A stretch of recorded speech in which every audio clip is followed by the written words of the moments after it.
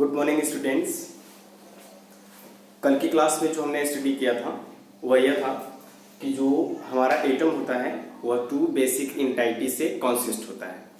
First हमारा electrons और दूसरा हमारा था nucleus. Electron is negative charge and nucleus is positive charge. तो एटम हमारा ये दो बेसिक एंटिटी से बना हुआ है।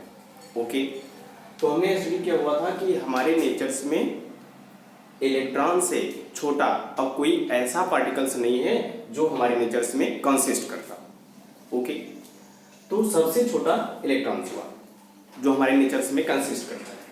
ठीक है, तो हम ये समझते हैं कि जो हमारा इलेक्ट्रॉन्स होता है यानी नेगेटिव चार्ज होता है जो हमारे नेचर्स में कंसिस्ट करता है, तो इसके पास मासेस होते हैं और चार्जेस होते हैं।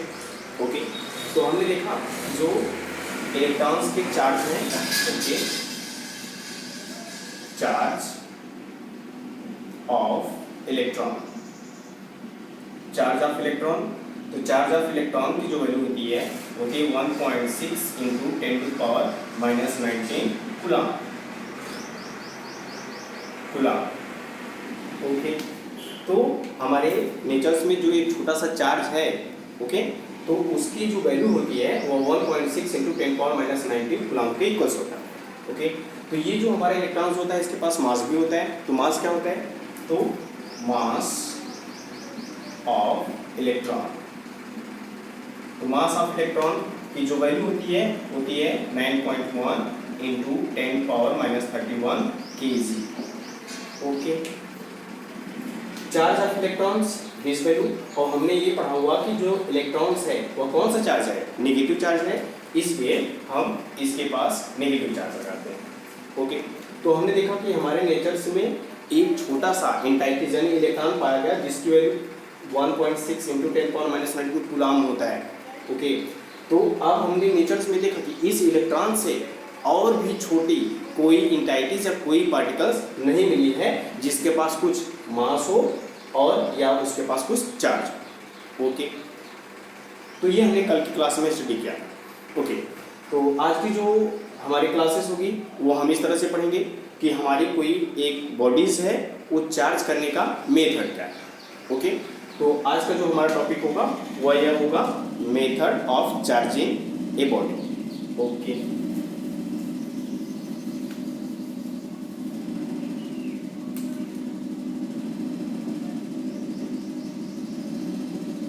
Method of charging a body या बॉडी। ओके, तो मेथड ऑफ चार्जिंग बॉडी, इसको स्टडी करने से पहले हम ये समझ लेते हैं कि हमको और क्या चीज आनी चाहिए, फिर उसके बाद हम इसको स्टडी करते हैं। तो सबसे पहले मेथड ऑफ चार्जिंग का कॉन्सेप्ट क्लियर करने के लिए हम अपने कॉन्सेप्ट को क्लियर करते हैं क्या किस तरह से है। ओके, तो हमने देखा कि हमारे नेचर्स में जो भी मटेरियल्स होते हैं वे जिस पार्टिकल से जिस एंटिटी से बने होते हैं उनकी सिचुएशंस, उनकी पोजीशंस इस मटेरियल्स में किस तरह से होती है, इसको हम स्टडी करते हैं। ओके, तो हमने देखा कि हमारा एक एटम होता है, एटम ये हमारे हुए न्यूक्लियस और इसके आउटर मोस्ट सेल में इलेक्ट्रॉन्स यानी नेगेटिव चार्जेस। तो ये हमारा एटम हुआ। ओके, तो ये जो एटम है, एटम, इस एटम का नेट चार्ज क्या है? 0। Number of positive charge equal to number of negative charge. तो नेट चार्ज क्या हुआ इस एटम का? 0। ओके, तो अगर हम इस एटम को एनर्जी दें तो क्या होगा? और इसको हम एनर्जी देते हैं हीट करके। ठीक है, तो अब अगर हम इसको हीट करेंगे तो इसको एनर्जी मिलेगी, और जब इसको एनर्जी मिलेगी तो हम ये देखेंगे कि ये जो इलेक्ट्रॉन है नेगेटिव चार्ज है, इसको जब एनर्जी मिलेगी, ये एनर्जी मिलने के साथ साथ जब हम इसको हीट करेंगे थर्मल एनर्जी देंगे, तो ये जो इलेक्ट्रॉन होंगे ये इस तरह से मूव करते करते ऐसे करते ये यहाँ पर आ गया, ये हमारा हुआ इलेक्ट्रॉन्स। ओके। अब ये जो हमारा इलेक्ट्रॉन है ये कौन सा चार्ज हुआ? आंसर है नेगेटिव चार्ज। ओके। अब इस एटम्स को देखिए, ये एटम्स का ये जो एक एटम्स था, सॉरी एक एटम्स नहीं एक इलेक्ट्रॉन्स था, वो यहाँ पर मूव कर गया ड्यू टू हीट। हमने इसको हीट दिया कि इसकी एनर्जी ज्यादा होगी और ये यहाँ पर आ गया एक इलेक्ट्रॉन्स। ओके। अब देखिए यहाँ पर देखिए ये जो नेट चार्ज हुआ अब इस मटेरियल्स का या इस एटम का, अब नेट चार्ज क्या होगा?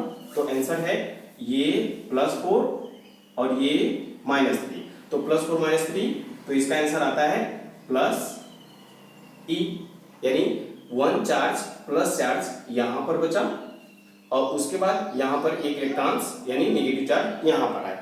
ओके। तो अब आप देखिए अगर हम ये स्पेस की बात करें, ये पूरा स्पेस, तो इस पूरे स्पेस में बताइए नेट चार्ज क्या है?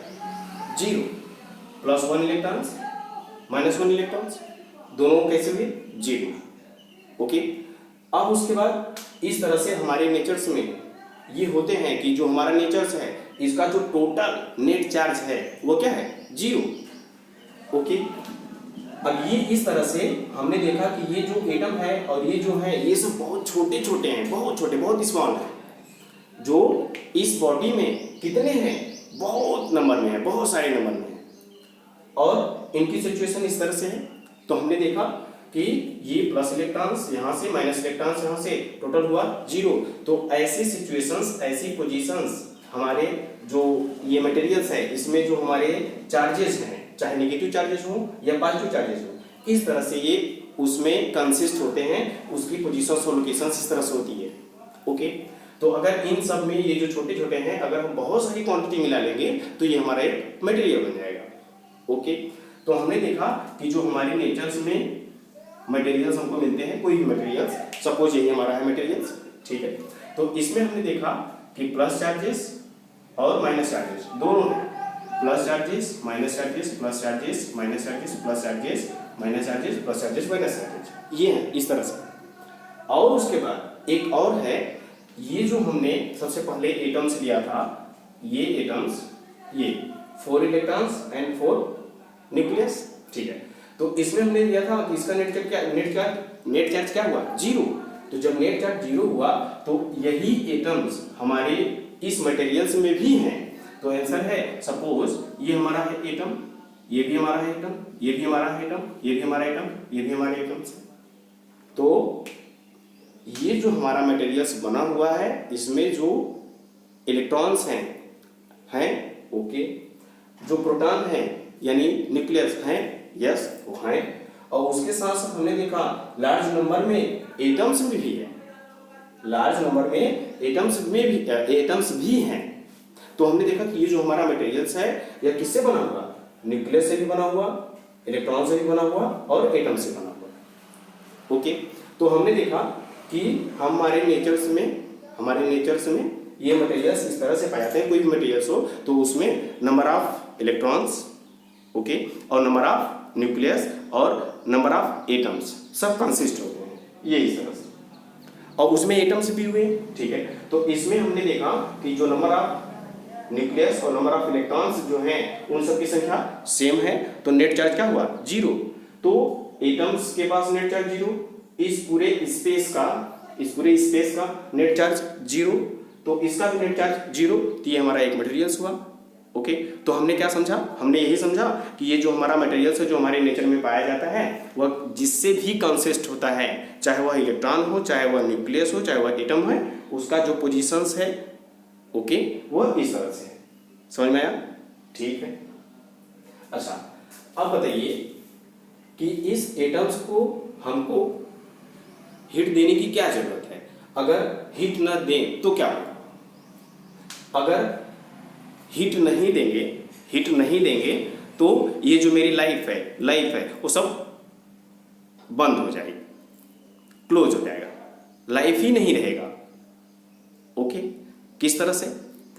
तो हमने प्रीवियस क्लास में, क्लास 11th में थर्मोडायनेमिक चैप्टर में पढ़ा हुआ होगा कि जो हमारे नेचर्स में जितने भी थिंग्स हैं वे सब -273 केल्विन पर काम करना बंद कर देते हैं, हिलना डुलना बंद कर देते हैं। कितने टेम्परेचर्स पर? तो आंसर है -273 केल्विन पर। ओके, तो हमारे नेचर्स में ये हमारे रूम टेम्परेचर्स की बात करें तो जनरल में जो हमारा रूम टेम्परेचर होता है वह होता है 27 डिग्री सेल्सियस। ओके, अब उसको अगर हम केल्विन में चेंज करना चाहें तो मिलता है 300 केल्विन।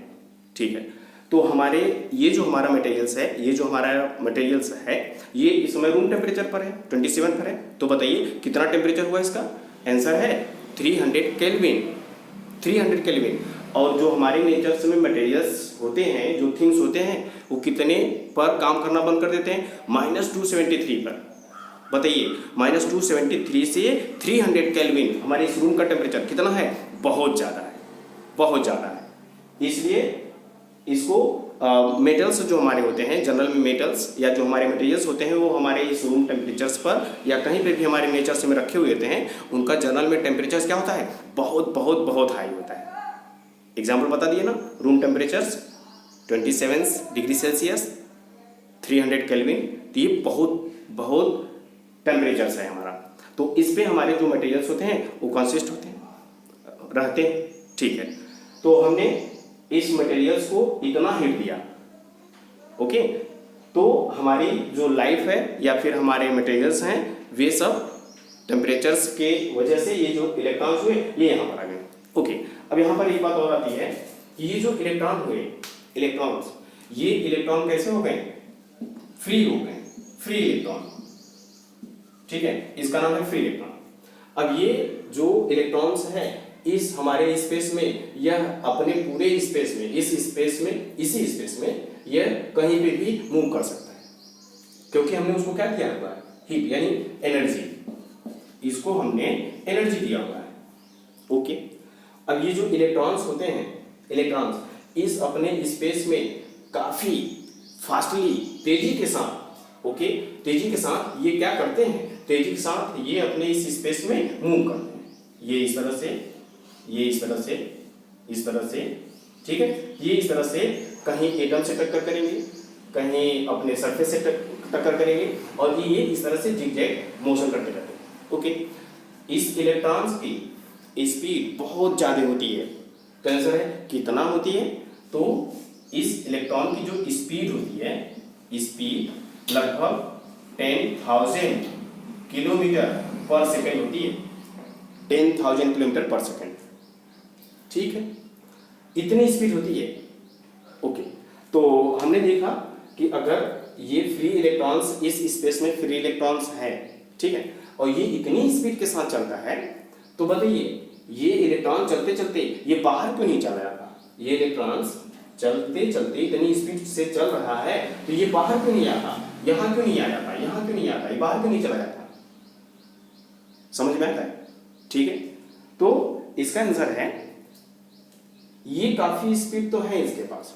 ठीक है, अगर ये इलेक्ट्रॉन्स बाहर चला गया यहां पे, अब बताइए ये कौन सा चार्ज है? Negative charge. ठीक है, तो अब बताइए इस स्पेस में कौन सा चार्ज होगा? तो आंसर है पॉजिटिव चार्ज होगा। तो हमने देखा इस स्पेस में पॉजिटिव चार्ज और यहाँ पर नेगेटिव चार्ज, अब दोनों में क्या होगा? अट्रैक्शन। इतनी तेजी के साथ इसमें अट्रैक्शन होगा, इतनी तेजी के साथ अट्रैक्शन होगा, ये इसको क्या करेगा?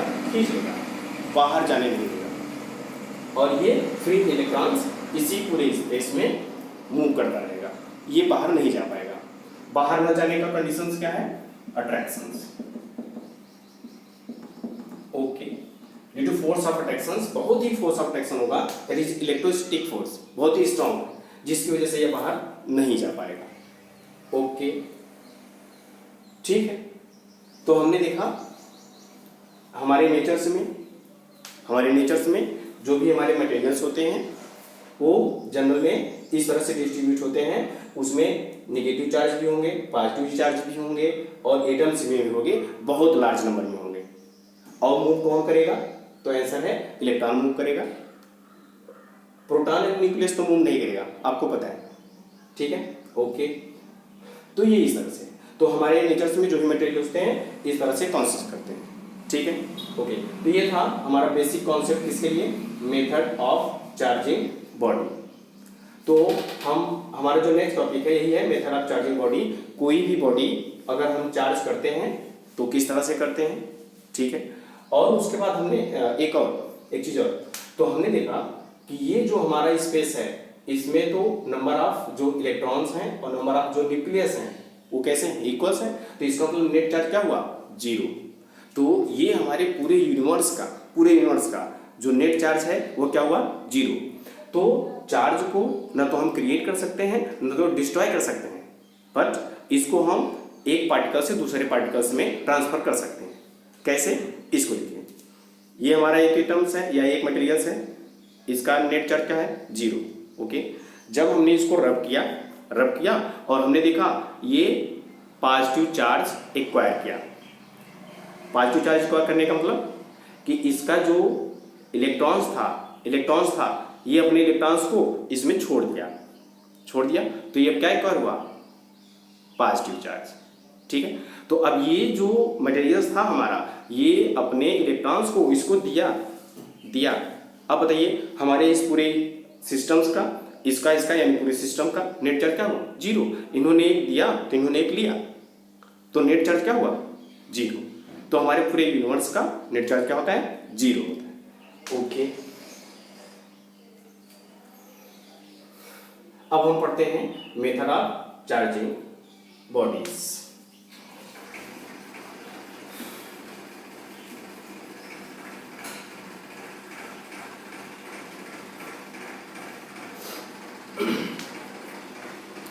मेथड ऑफ चार्जिंग बॉडी का हमने एक तरीका पहले से ही पढ़ रखा है कि अगर हम इस बॉडीज को चार्ज करना चाहते हैं तो क्या करना पड़ेगा, रब करना पड़ेगा, ठीक है। तो पहला मेथड है हमारा, ओके। तो method of charging body, first method है रबिंग। तो रबिंग क्या था, हमने बताया था आपको कि ये एक पार्टिकल है, न्यूट्रल है। जब हम इसको किसी दूसरे ऑब्जेक्ट से रब करते हैं तो इसके इलेक्ट्रॉन्स इस इलेक्ट्रॉन को पकड़ लेते हैं और इसको अटका लेते हैं यानी खींच लेते हैं, ओके। तो हम ये कहते हैं कि ये बॉडी क्या हो गई, चार्ज, ये भी बॉडी क्या हो गई, चार्ज, ओके। तो यही है हमारा ड्यू टू रबिंग। तो electron gets integrate and are transfer to other. एक इलेक्ट्रॉन्स दूसरे इलेक्ट्रॉन में अटक गया या खींच गया, वो क्या हो गया, चार्ज हो गया। ये था रबिंग। दूसरा हमारा जो मेथड है बाई कंडक्शन मेथड यानी कॉन्टैक्ट मेथड, ठीक है। तो हमने देखा कि हम दो बॉडीज लिए, एक हमारा है अनचार्ज बॉडी यानी अनचार्ज बॉडी बी है, और जो हमारा दूसरी बॉडीज है ए, वो कैसा है, चार्ज, ठीक है। तो ये हमारा अनचार्ज, ये हमारा चार्ज। जब हम इसको कांटेक्ट में लाते हैं तो हमने देखा कि ये हमारे कंडक्टर मटेरियल हैं। अभी हमने आपको बताया कि हमारे नेचर्स में जितने भी मटेरियल्स होते हैं, ठीक है, उसके सिचुएशंस कैसे होते हैं हमने देखा। तो हम जनरली में जो मटेरियल्स लेंगे वो मेटल्स लेंगे, मेटल यानी कंडक्टर मटेरियल्स, ठीक है। तो यहाँ पर हमने देखा ए और बी, ये जो है, तो हमने देखा कि ये जो इलेक्ट्रॉन्स है यानी नेगेटिव चार्ज। अब ये negative charge, numbers of negative charge ज्यादा हैं, तो ये एक दूसरे को क्या करेंगे, रिपल करेंगे। और ये जो है यह एक कंडक्टर मटेरियल्स है। तो यहाँ से जो इलेक्ट्रॉन्स रिपल करेगा तो इलेक्ट्रॉन्स कहाँ एंटर कर जाएंगे, बी में एंटर कर जाएंगे। जब इलेक्ट्रॉन्स यहाँ से मूव किया इस तरह से रिपल करने के बाद, तो इसमें इलेक्ट्रॉन्स आ गए, ठीक है। तो जब इसमें इलेक्ट्रॉन्स आ जाते हैं तो हमने देखा जब इसमें इलेक्ट्रॉन आ गए तो इसमें कौन गया, नेगेटिव चार्ज, और ये अनचार्ज था यानी नेट चार्ज क्या था, 0। इसमें भी नेट चार्ज 0 था। जब इलेक्ट्रॉन इसमें गया तो अब इसमें मेजॉरिटी करीब किसकी हो गई, आंसर है नेगेटिव चार्ज की। तो अब इसमें नेगेटिव चार्ज क्या हुए, ज्यादा हो गए, और इसमें जो इलेक्ट्रॉन्स की संख्या ज्यादा थी वह कुछ कम हो गई। तो फिर हमने इसको हटा दिया, कांटेक्ट नहीं किया, हटा दिया।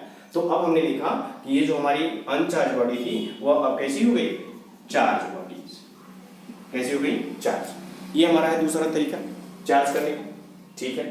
तो अब क्वेश्चन एक होता है यहाँ पे कि ये जो चार्ज बॉडी है, ए जो है वो चार्ज बॉडी है, क्या ये अपने सारे इलेक्ट्रॉन को ट्रांसफर कर देगी, आंसर है नो, सारे इलेक्ट्रॉन्स को ट्रांसफर नहीं करेगी। तो इस तरह से यहाँ पे जो इलेक्ट्रॉन्स है ये अपने कुछ ही इलेक्ट्रॉन्स इसमें ट्रांसफर कर पाएगी, और ये जो बॉडीज है अगर इसमें इलेक्ट्रॉन्स अब फुल हो गए, भर गए, ठीक है, तो अब इसके इलेक्ट्रॉन इसमें नहीं जा पाएंगे, ठीक है, ये हमारा था। ओके, तो इस तरह से हम मेथड ऑफ चार्जिंग बॉडीज को दो तरीके पढ़े। तो इसके बाद एक हमारा एक और तरीका होता है, वह तीसरा तरीका है, वह क्या है, इस तरह से है, उसको हम समझते हैं, ठीक है। तो method of charging body of a body, ठीक है। तो हमने दो मेथड देखा, एक ड्यू टू रबिंग और दूसरा ड्यू टू कॉन्टैक्ट, ठीक है। अब उसके बाद तीसरा हमारा मेथड है जिसको हम विदाउट कॉन्टैक्ट, जिसको हम पढ़ेंगे बाय इंडक्शन मेथड। तो इंडक्शन मेथड को समझने से पहले हम थोड़ा ये समझ लेते हैं कि इलेक्ट्रोस्टैटिक इंडक्शंस क्या होता है। इलेक्ट्रोस्टैटिक इंडक्शन, ठीक है। तो हमने देखा कि हमारे नेचर्स में कोई बॉडीज है और ये हमारी है बॉडीज जो कैसी है, अनचार्ज बॉडी है, अनचार्ज बॉडी। तो इसमें नंबर ऑफ पॉजिटिव और नंबर ऑफ नेगेटिव चार्जेस कैसे हैं, इक्वल्स हैं, और उसके बाद इसका जो नेट चार्ज है, नेट चार्ज वो क्या है, 0 है। ऐसा आप लोग कर लीजिएगा। अब ये नहीं कि नंबर ऑफ पॉजिटिव ज्यादा हो गया आप काउंट करोगे, ऐसा नहीं है।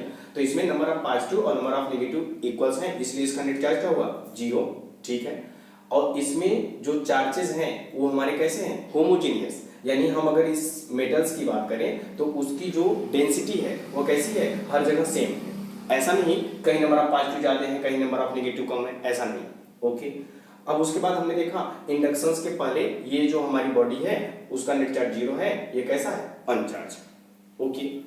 फिर हम इस मटेरियल्स को यानी इस अनचार्ज बॉडी को यहाँ पर रखें, उसके बाद हमने इसके पास यानी इसके नजदीक एक चार्ज बॉडी ले आया, चार्ज बॉडी, ठीक है।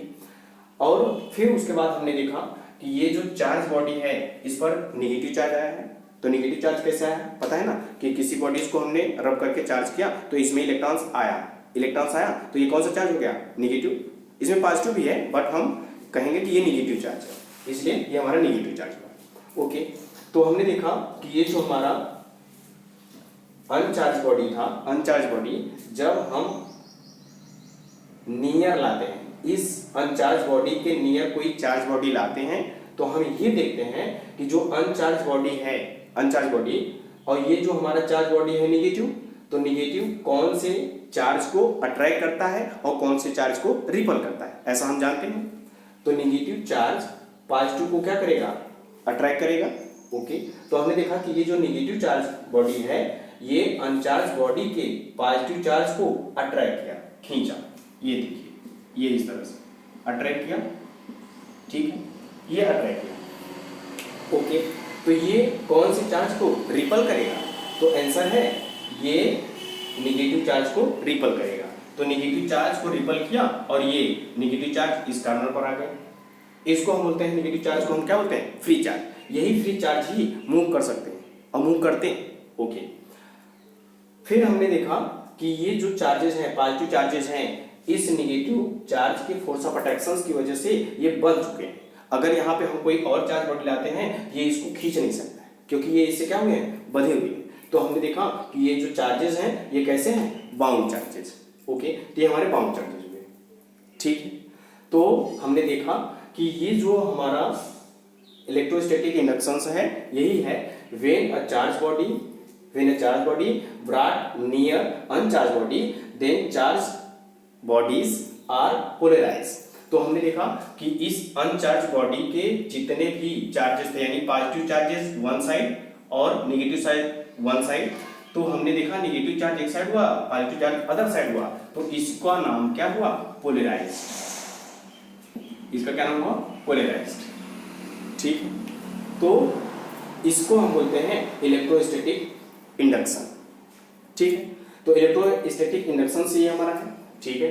तो इलेक्ट्रोस्टैटिक इंडक्शंस के कुछ हमारे नेचर्स में एप्लीकेशंस मिलते हैं जो हमको देखने को मिलते हैं, वो इस तरह से होते हैं, ठीक है।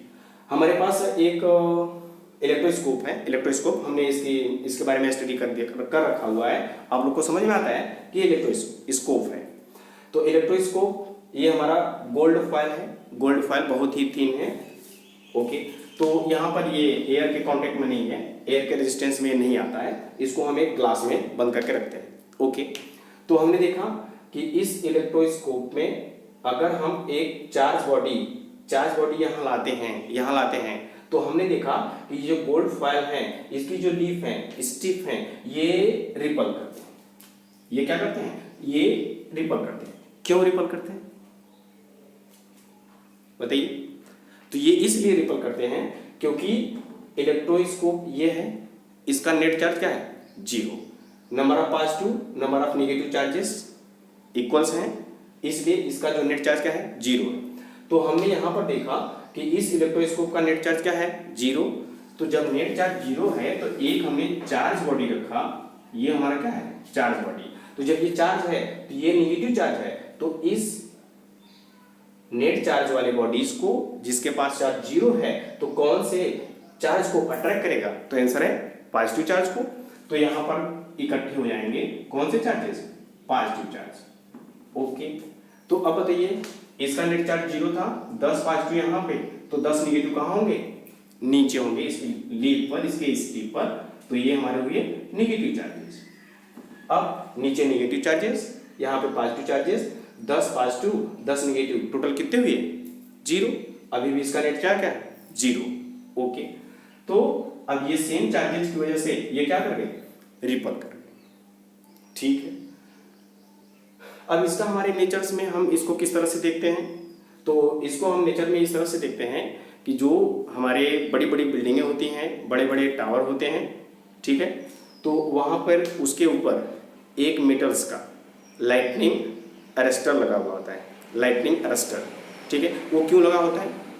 ओके, इसके बारे में हम थोड़ा सा स्टडी करते हैं कि ये जो होते हैं हमारे लाइटनिंग, ठीक है, तो लाइटनिंग अरेस्टर जो हमारे होते हैं वो किस तरह से होते हैं?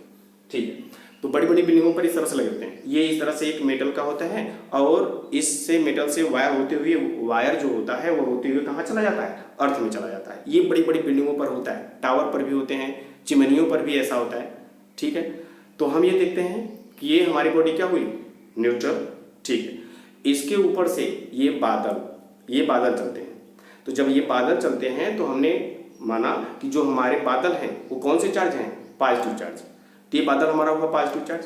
ओके, तो जब बादल हमारा पॉजिटिव चार्ज हुआ, ये इस तरह से मूव कर रहा है, तो ये कैसा है? न्यूट्रल। तो कौन से बॉडीज को अट्रैक्ट करेगा ये बादल? तो आंसर है निगेटिव चार्ज। तो निगेटिव चार्ज कहाँ है? इस किनारे पर, और बादल ये इस तरह से फ्लोट कर रहे हैं, तैर रहे हैं। ठीक है, अब ये हुआ पॉजिटिव, ये हुआ निगेटिव। इतना फोर्स ऑफ अट्रैक्शन इतना स्ट्रांग होता है कि ये निगेटिव चार्ज को क्या कर लेता है? खींच लेता है। तो निगेटिव चार्ज को खींचा बादल में पॉजिटिव, और निगेटिव को खींचा तो बादल कैसा हो गया? न्यूट्रल। ओके, तो बादल जब न्यूट्रल हो गया तो हम देखते हैं कि उस जो हमारा ये लाइटनिंग अरेस्टर है, तो इसके पास यानी इसके चारों तरफ यानी इसके आजू बाजू अगल बगल, तो हम देखेंगे वहाँ पर ये जो बादल की बिजली होती है वह नहीं गिरती है। ओके, इसलिए नहीं गिरती है क्योंकि ये निगेटिव चार्ज को खींच लिया और अपने आप को न्यूट्रल बना लिया। ठीक है, तो अब आप कहोगे कि ये अब कैसा हो गया? ये कैसा हो गया? पॉजिटिव। तो इसको निगेटिव की जरूरत होगी न्यूट्रल होने के लिए, तो वह अर्थ से निगेटिव को खींच लेता है। फिर से क्या हुआ? न्यूट्रल। तो ये हमारा प्रोसेस कंटिन्यू चलता रहता है, और इसीलिए जो हमारा लाइटनिंग अरेस्टर होता है तो उसको हम यूज करते हैं बड़ी बड़ी बिल्डिंगों पे। ओके, ठीक है, तो ये हमारा है तीसरा मेथड। तीसरा मेथड की तरफ अभी हम पढ़ेंगे। तो इलेक्ट्रोस्टैटिक, ये रहा इंडक्शन हमारा, ये हमारे कुछ एग्जाम्पल में। ठीक है, तो हम आते हैं तीसरा मेथड जो हमारा है वो क्या है? Due to induction method. Okay, ठीक है, ओके, तो मेथड ऑफ चार्जिंग बॉडी का third method due to induction. ठीक है, तो इंडक्शन के ये हमारे 3-4 स्टेप हैं इस तरह से। फर्स्ट स्टेप, ये हमारा एक न्यूट्रल बॉडी जिसका नेट चार्ज 0 है, नंबर ऑफ पॉजिटिव और number of negative charges equals है, नेट चार्ज 0। दूसरा स्टेप, इस अनचार्ज बॉडी के पास यानी इसके नियर एक चार्ज बॉडी, ये हमारा बॉडी कैसा है? चार्ज, और ये हमारा है अनचार्ज। ओके, तो अनचार्ज बॉडी को लाते हैं। तो हमने क्या देखा कि ये जो चार्ज बॉडी है पॉजिटिव नंबर में है, तो ये इस अनचार्ज बॉडी के कौन से चार्ज को अट्रैक्ट करेगा? तो आंसर है नेगेटिव चार्ज को अट्रैक्ट करेगा, जो इसके नियर आ जाएगा। ओके, और कौन से चार्ज को रिपल करेगा? पॉजिटिव चार्ज को, इसीलिए ये पॉजिटिव चार्ज इधर आ गया, इस साइड में आ गया। ठीक है, अब उसके बाद होता है कि तीसरे मेथड्स में अगर हम इसमें अर्थ को कनेक्ट कर दें, अर्थ को कनेक्ट कर देते हैं, तो हम क्या कहते हैं कि इसके जो पॉजिटिव चार्ज हैं, पॉजिटिव चार्ज, और ये हमारे अर्थ के निगेटिव चार्ज, तो पॉजिटिव चार्ज और ये निगेटिव चार्ज जब ये हमारे सब कंडक्टर्स में हो रहे हैं, कंडक्टर मटेरियल्स एंड मेटल्स में हो रहे हैं, तो ये जो हमारे चार्जेस हैं ये कौन से चार्ज को अट्रैक्ट करेगा? तो आंसर है नेगेटिव चार्ज को अट्रैक्ट करेगा। तो ये पॉजिटिव और नेगेटिव चार्ज मिलके क्या बना लेंगे? न्यूट्रल। तो ये जो इसके बगल में चार्जेस हैं ये सब कैसे हो जाएंगे? तो आंसर है न्यूट्रल हो जाएंगे। कैसे हो जाएंगे? न्यूट्रल हो जाएंगे। ठीक है, अब न्यूट्रल हो गए, फिर उसके बाद इसका चौथा स्टेप आता है, इस अर्थ को हमने क्या कर दिया? कट कर दिया। इस अर्थ को हमने क्या किया? कट कर दिया। फिर उसके बाद हमने इसको हटा दिया, इस कंडक्टर्स को भी हमने हटा दिया। तो हमने ये देखा कि ये जो हमारी न्यूट्रल बॉडी थी वह अब क्या हो गई? Charge body. तो आंसर है यहां पर आपको ये इस तरह से मिले ये। तो अब ये हमारी बॉडी कैसी हो गई? चार्ज। यानी ये जो हमारी अनचार्ज बॉडी थी अब ये कैसी हो गई? चार्ज, क्योंकि इसमें जो नंबर ऑफ इलेक्ट्रॉन्स हैं वो more than positive electrons. Okay, तो ये हमारा है मेथड ऑफ चार्जिंग बॉडीज। तो हमने ये इस तरह से 3-4 मेथड पढ़े। ठीक है, फिर आगे का जो नेक्स्ट हमारा टॉपिक होता है वह इस तरह से है कि basic properties of electric charge. Electric charge की जो बेसिक प्रॉपर्टी है हम उसको स्टडी करते हैं। ठीक है, basic properties of electric charge. Electric charge, basic properties of electric charge. Electric charge, okay, ये बहुत ही इंपॉर्टेंस है, तो इसको हम स्टडी करते हैं। तो ठीक है, ओके ओके, तो इंपॉर्टेंट है टॉपिक ये, basic properties of electric charges. तो basic properties of electric charges का जो पहला पॉइंट है एडिटिविटी, इसका एडिशन किस तरह से होता है? तो charge can be added by simple rules of algebra, that is number of positive plus number of negative equal to 0। 0 भी हो सकता है या फिर कुछ क्वांटिटी भी हो सकती है। ठीक है, तो इसका एग्जांपल हम इस तरह से समझते हैं कि अगर हमने लिया H2O, ठीक है, तो H के कितने मॉलिक्यूल्स? 2, ऑक्सीजन के कितने? 1।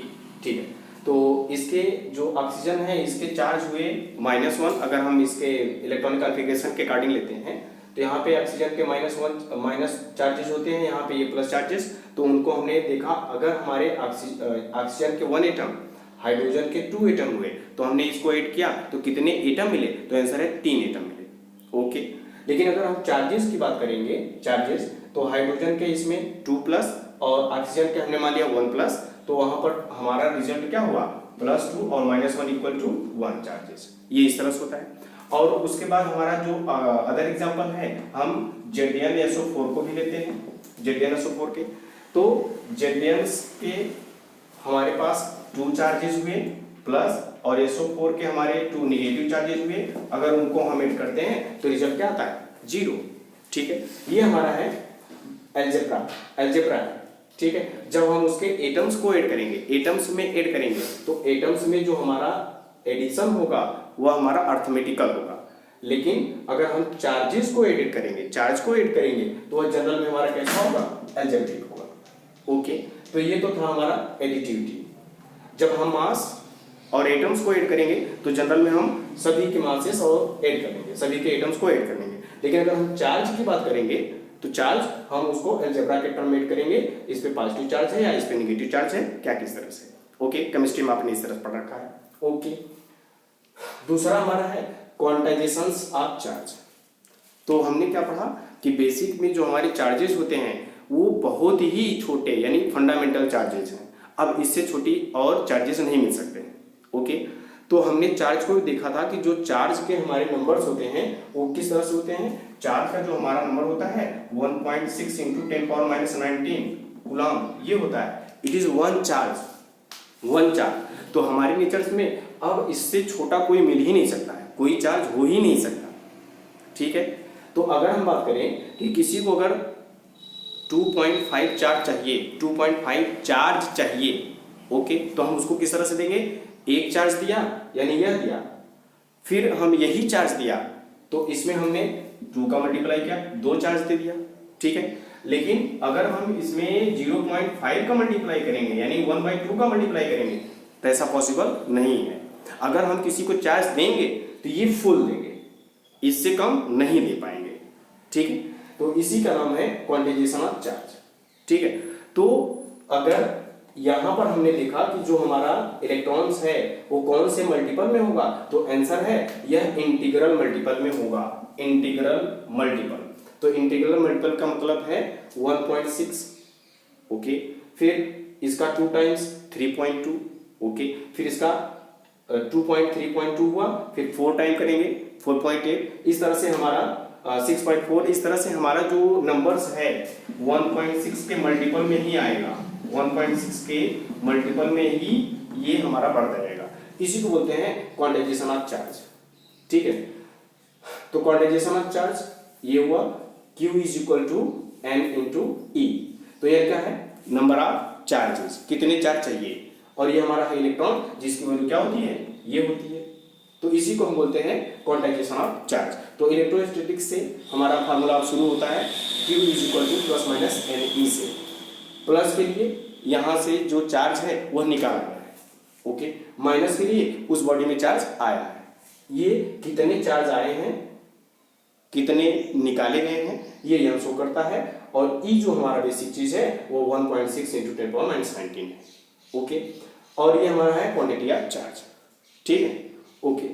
तो ये हमारा हुआ प्रॉपर्टीज ऑफ इलेक्ट्रिक चार्ज की एडिटिविटी, हम एडिशंस कैसे करते हैं, और इसका एक क्वांटाइजेशन क्या होता है कि ये कौन से मल्टीपल में होते हैं, ये हमारे इलेक्ट्रॉन के जो चार्ज होते हैं ये मल्टीपल में होते हैं, ओके।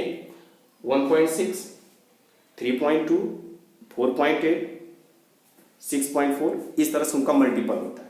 ये फ्रैक्शंस में नहीं होते, ये फ्रैक्शंस में -2/3 हो, 2/5 हो, ये ऐसा नहीं होता है। ये फ्रैक्शंस में नहीं होते हैं, ये ऑलवेज मल्टीपल में होते हैं, वो भी इंटीग्रल मल्टीपल होते हैं, ओके। ये हमारा है क्वांटाइजेशन ऑफ चार्ज, ठीक है। जो हमारा तीसरा मेथड है वह है कंजर्वेशन ऑफ चार्ज, ठीक है।